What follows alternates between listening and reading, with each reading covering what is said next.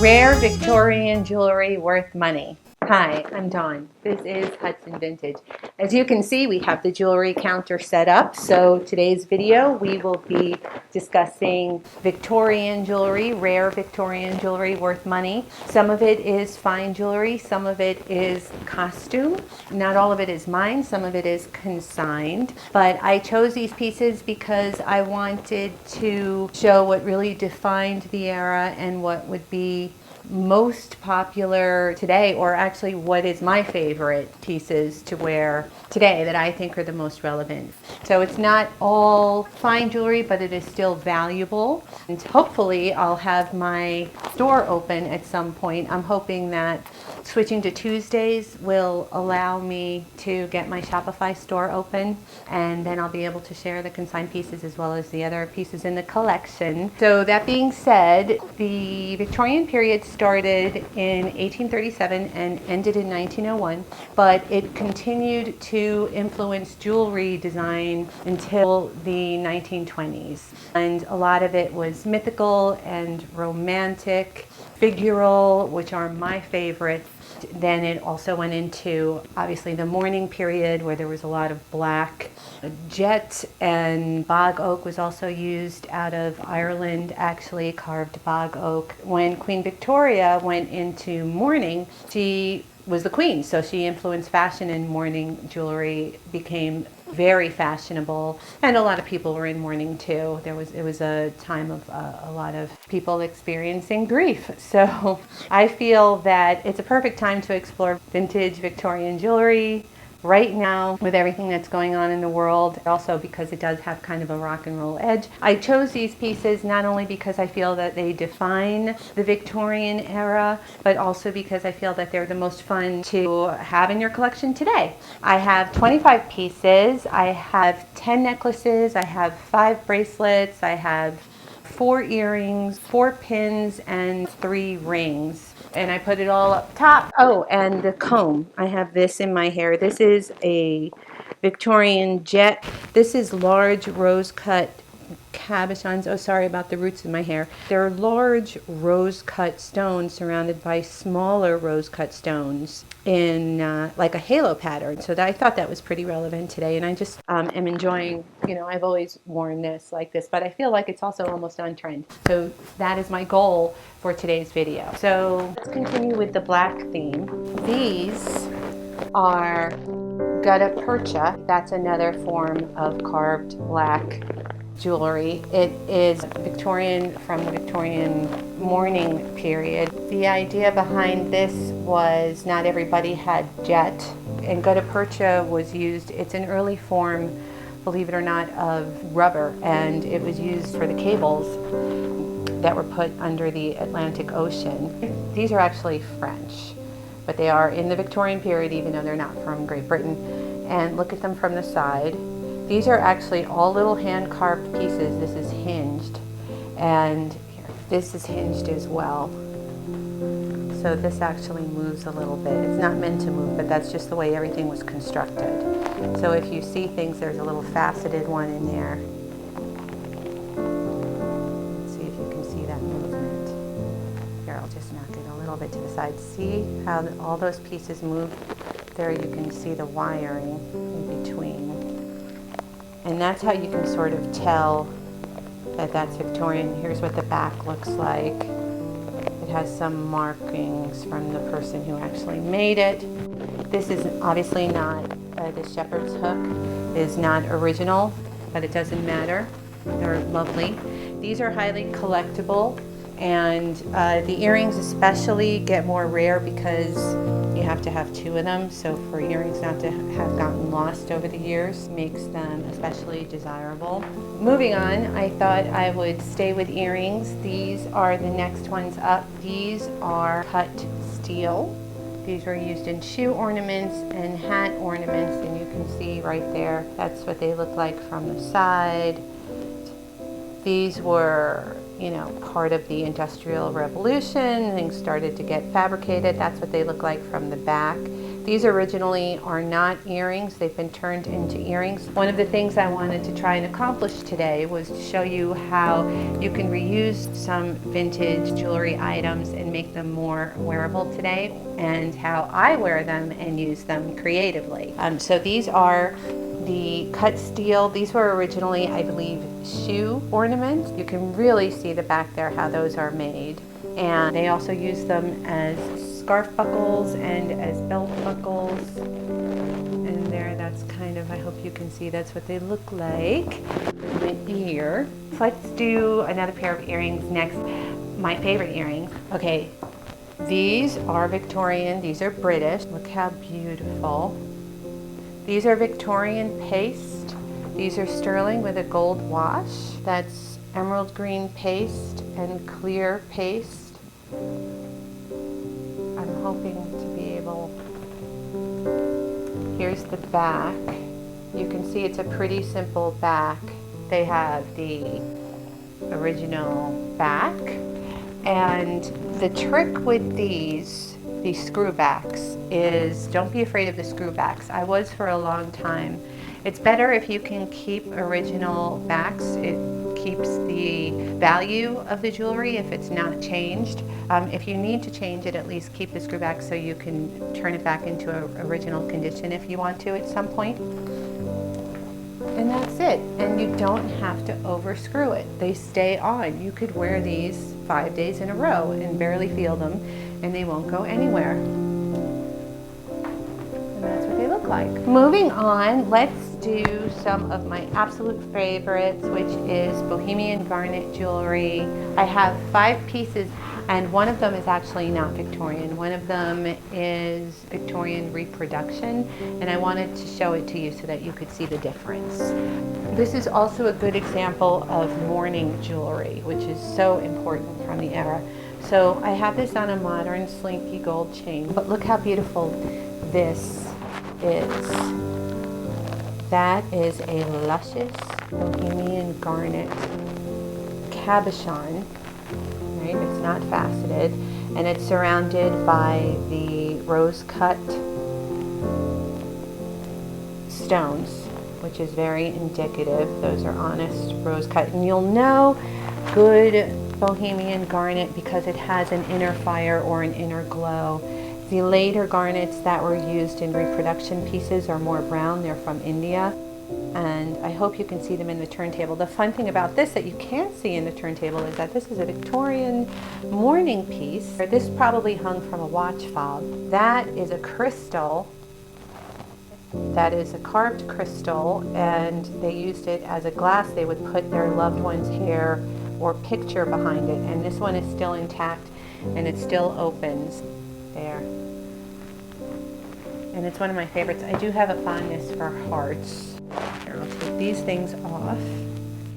If you've watched any of my videos, you know that I have a thing for hearts.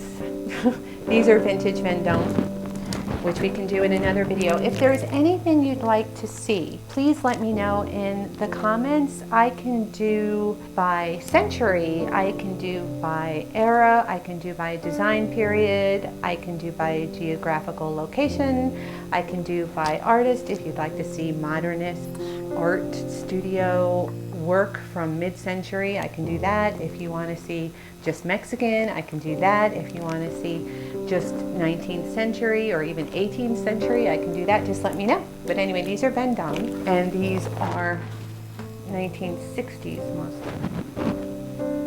Isn't that lovely? These are a really good example of the fire that you can see inside. Good. Oh, and I forgot to say, this is set in a low carat gold.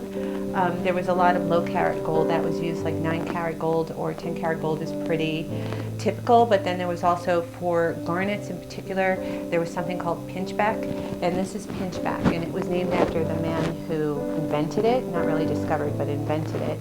And look at the fire in those stones. They practically glow, or they're lit from inside. As you can see by the way that it's kind of connected on the inside in layers, it's just sort of welded. And then this can also be used as a pendant. These little bails were actually used for safety chains at the time, but they come in really handy in modern times so that you can turn them into pendants. And now I'll show you another pin, which is the Reproduction. Okay, so these are rose cut, but they're more bezel set. And this is what it looks like in the back. This is a modern piece. You can see by the smoothness. It's a beautiful piece. This is vermeil. This is gold over sterling. And it's figural. It's in the form of a butterfly. It has a really nice size. It's very beautiful, but it's not authentic Victorian. This has a lovely, actually you can see the rose cut right where the head of the butterfly is. So it's a beautiful reproduction piece. It's very well done. This is in the style of more of a festoon necklace, which was very popular at the time. These are graduated Bohemian Garnet cabochons, with the largest one being right there, and that has an open back. This is in a low carat gold. This is not in pinchback. This is in about a 9 carat rose gold. And the wonderful thing about this necklace is this is this is a fine Victorian piece. There were higher carat golds in Victorian times, but for the most part, no. The amazing thing about this is that it's designed to lay around the neck in a circle. And these are highly valuable. I remember at one of the Oscars, again, this came from a museum. And let's see, so that's all the Bohemian Garnet. Let's do turquoise. Turquoise at that time was from Persia. And this is figural again. This is lovely. This is a gold wash. Look at this interesting clasp from the time period, how it's sort of wound. And this was silver, look at the back, washed in gold. And then these are the tiny little Persian turquoises. Not all of these turquoises are the same tone anymore. Turquoise can change over time, but they're very, very close. And they're sort of delightful in the way that they've changed, and none of them have gone very green. This was very much of the Romantic period of Victorian jewelry. This was really not, this was way before mourning. Look how beautiful that is. Okay, so I lied. I have another piece that's also not Victorian. It's Victorian reproduction, but I actually made it, so I wanted to show it. I made this out of natural seed pearls and 14 karat gold findings, and I really labored over this. Each strand is slightly longer. It's 5 strands of little seed pearls, and I did it so that it measured around my neck perfectly, and so that the bottom strand is slightly longer than the one on top of that, and that one's slightly longer than the one on top of that. So it's just this perfect gradation. It's a choker, and you can hang things from it. So this is not Victorian. It's made in modern times, but it is made from natural seed pearls, which are correct for the time period, and then modern 14 karat gold findings. So this is what it looks like. And then they would add a pin or something to it. So I could take this star.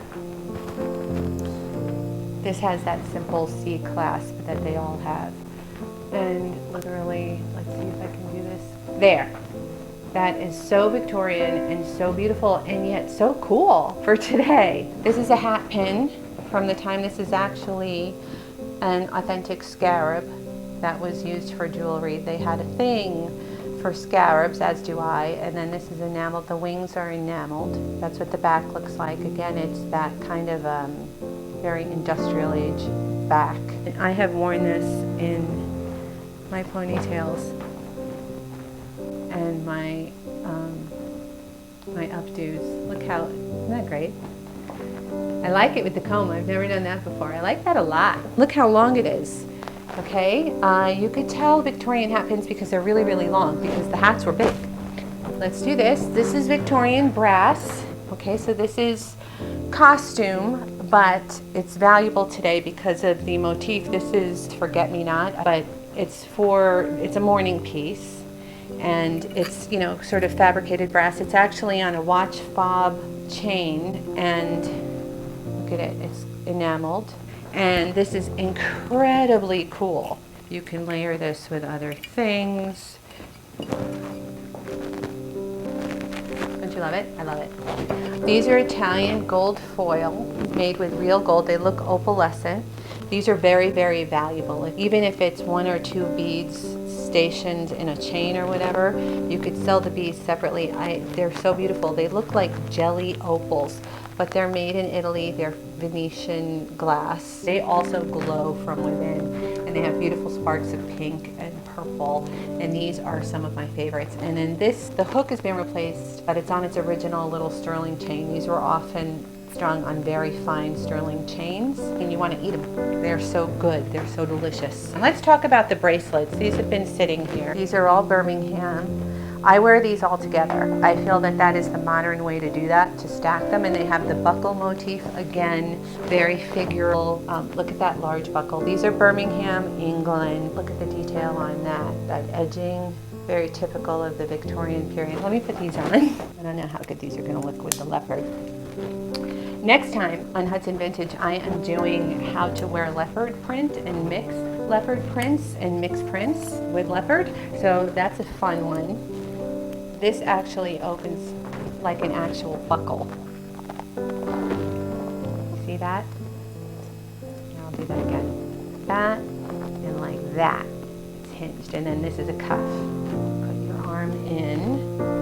You close the hinged part over the buckle and then the buckle over that.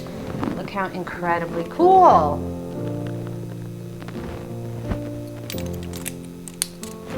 There's what 3 together look like. Also, this reminds me of what Sandy Powell wore to the Oscars. Oh my God, this is so cool. Okay, look at this. Okay, the little buckle lifts up. You have to squeeze it. It has a safety chain. The little buckle lifts up past this thing that catches it, and then it opens like that. So getting back to Sandy Powell. She, for the Oscars one year, wore an armload, or 2 armloads maybe, of Bakelite bracelets, you know, just from wrist to elbow. And she looked, I thought she was the coolest looking person there. That is an armful of Victorian bangles, and it couldn't look more modern.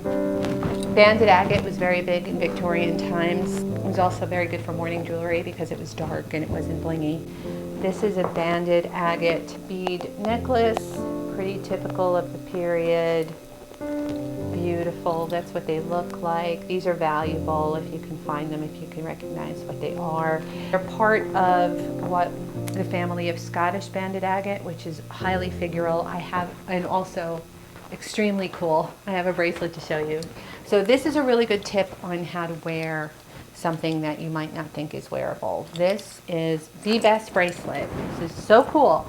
This is a banded agate bracelet. These are all carved individually and then set in this sterling, but this isn't quite long enough. So what I did was I went to Amazon and I bought this sterling silver necklace shortener, and I bought the biggest one I could find, and I used that as the clasp for the bracelet, and then it makes it the right length to be a bracelet, and it's also really easy to close and really cool, and you can hang charms from this also. I've hung hearts from this that look incredible. If you have any collection of any other Scottish agate even, you can add to it. But look how each one is individually carved and then set to make these links. They have silver edges, each link, but there are Scottish agate chains that are just individual links. They actually look like Gucci links now.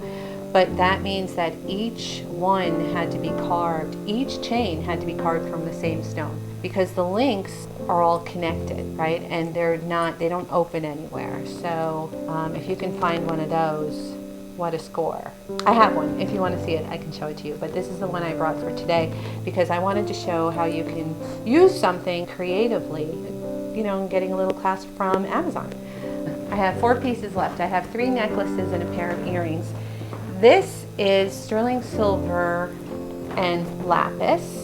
And this is Canatel. This is sterling Canatel. Oh, I have it on an old watch chain. So I have that on as an extender because it's very, very short. But that's also a good tip. Don't be afraid to use an extender. This is Canatelle, so this was actually out of Italy, and it's very much of, I would say, the later Victorian period. It's still gorgeous. Here's what the back looks like. Just a beautiful piece, totally wearable today. Then we have an authentic watch chain. I had to show this. This is an authentic watch chain with its original clasp, and then this slider here. This has a little diamond, and then this is how it was used to shorten. Right, so this comes in really handy as necklaces for your pendants, and you can actually hang your pendants from the clasp. Okay, so you could hang a pendant from here and then have this on the side, and it's just incredibly cool and modern and even edgy. And it's old. It's really old Victorian. These are late Victorian, and you can tell by the motif. These are more of that fabricated metal work that they did, which is, I've always said repoussé. I don't know if that's really how you pronounce it. It just means raised worked metal work. And then these are rolled gold, which is sort of like our gold filled today. I think these are incredibly cool. What the back looks like, and they have the screw backs. Just incredibly cool. And I will say now, please click like, please subscribe, please ring the bell. If you could do all three, that would be amazing. It's what every YouTuber dreams of. But if you do subscribe, it helps me to reach the subscriber threshold that I need to become monetized, which helps me to make more videos. When you ring the bell, you'll be notified when I do make another video. And when you click like, you're helping other people like you to find this video, which helps me to get discovered by YouTube. And I'm a new YouTuber, so anything that you can do, it means a lot. Thank you very much. Moving on. And then finally, I couldn't do Victorian jewelry without a cameo. So, oh, I still have the rings to do. I'm doing the rings. So there's also a cameo in the rings. This is the tiniest little cameo. This is on a costume chain that's modern. I just put it on there. But this is a very, very fine, tiny, tiny, tiny Victorian carved shell cameo. And there's a little paste hanging from it. This is low carat gold. This is actually rolled gold. They used a lot of rolled gold. There it is there. And the shield motif. And the rings. Okay, and one of them is Bohemian Garnet because it's also a creative way to use it. So the first one is this. This is a little carved cameo. Look at the etching. This is a low carat gold. This is probably 9 carat.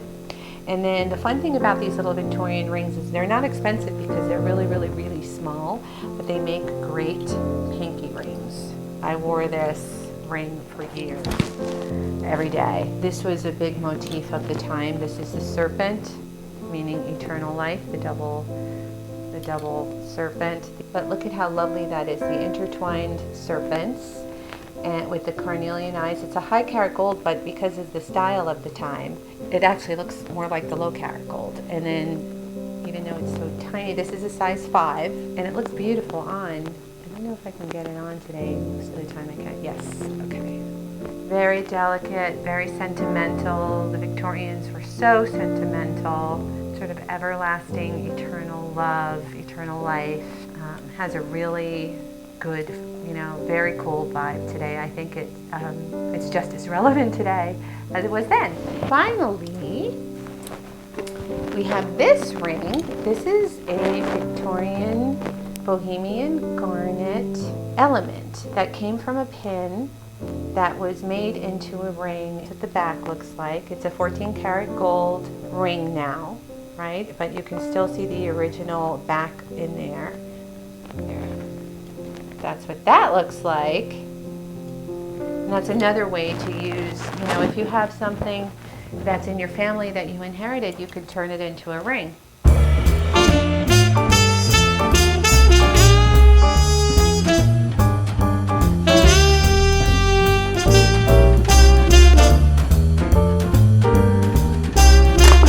Come on. These are, I'm trying to get the heart away.